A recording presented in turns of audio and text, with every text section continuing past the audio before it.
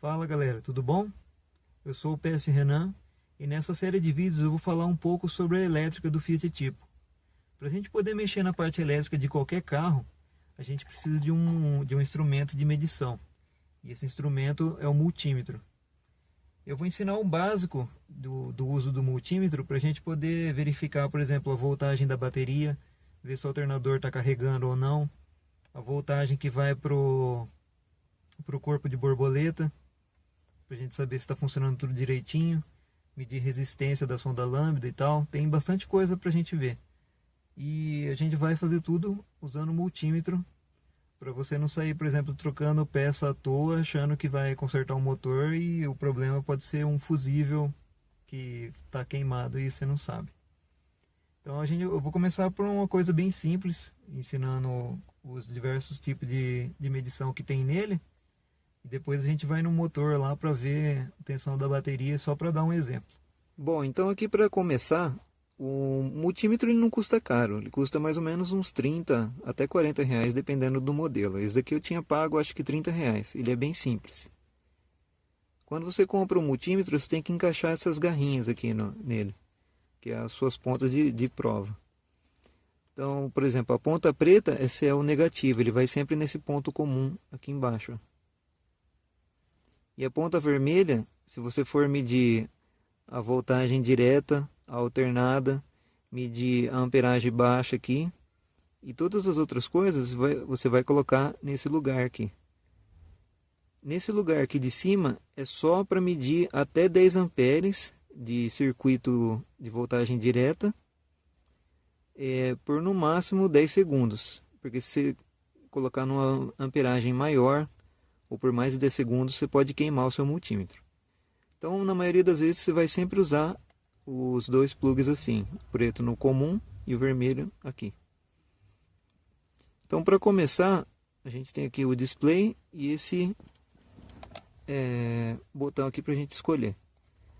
Pro lado de cá, a gente tem a voltagem direta, que é a voltagem de bateria, de pilha, de várias outras coisas que a gente chama de corrente contínua.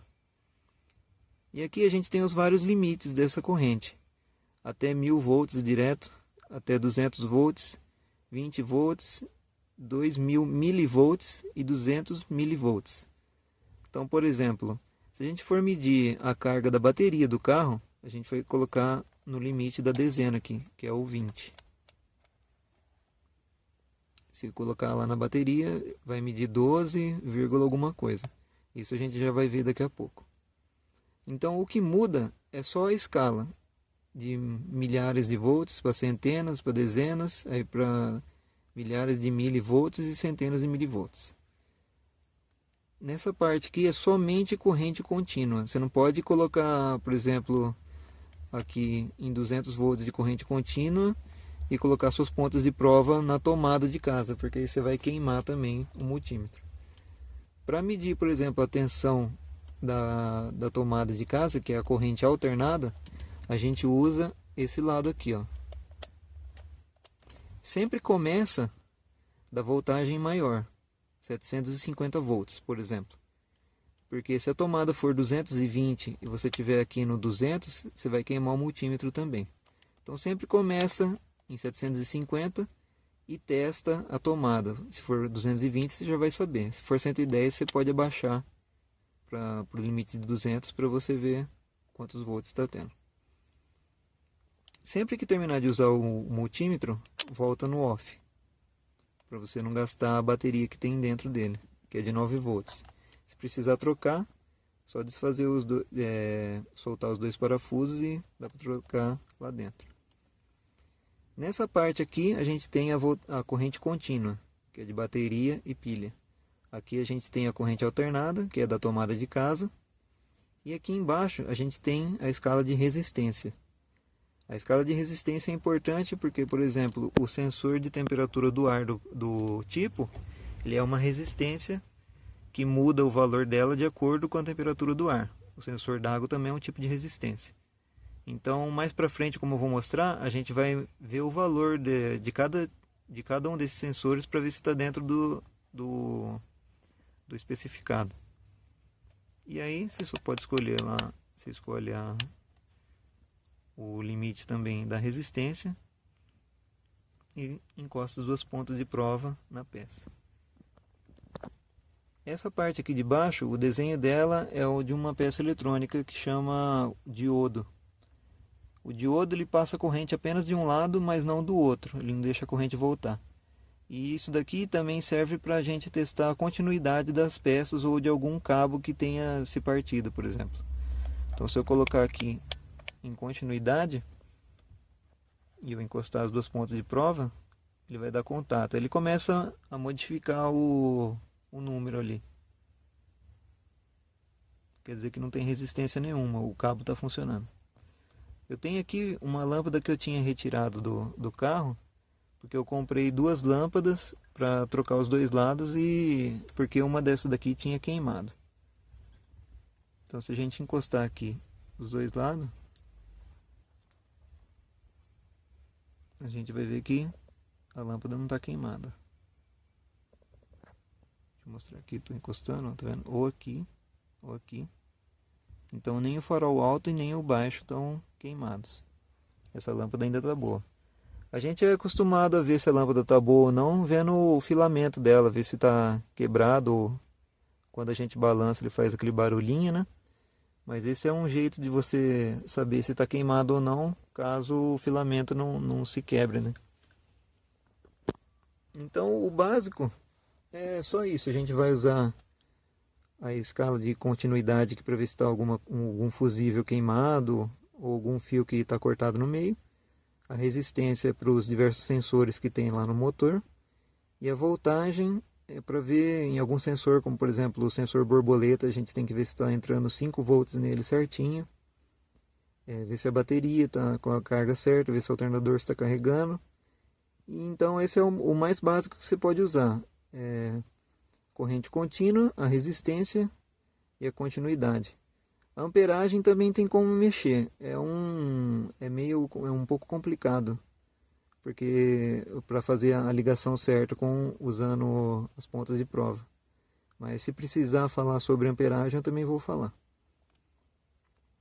Então, sempre terminando de usar, a gente volta aqui no off. Aí eu vou dar um exemplo de como a gente pode medir a carga na bateria.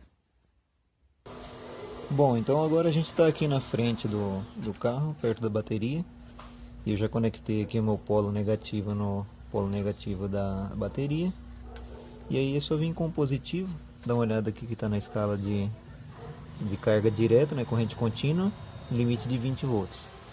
E aí se eu conectar aqui na bateria, você pode ver o valor. Ele está um pouquinho elevado agora, 12,90, porque eu acabei de dar uma volta com o carro. Então a bateria está um pouco carregada, mas o normal de uma bateria carregada com o carro parado é uns 12,88 mais ou menos. E, por exemplo, o que aconteceria se eu colocasse os cabos ao contrário? No caso da voltagem aqui também não tem problema. A única diferença é que vai aparecer esse menos aqui no visor, que significa que o cabo positivo está ligado no lugar errado, ele está invertido. O negativo do carro, ele é chamado de terra, porque ele é aterrado no chassi. Então você pode dar uma olhada aqui. O cabo negativo do carro, ele vai direto na lataria. Então qualquer lugar que eu colocar aqui na lataria, por exemplo, aqui por dentro, se ele tiver sem tinta, quer ver? Por exemplo, aqui no motor. O motor inteiro é aterrado. Então ele funciona do mesmo jeito.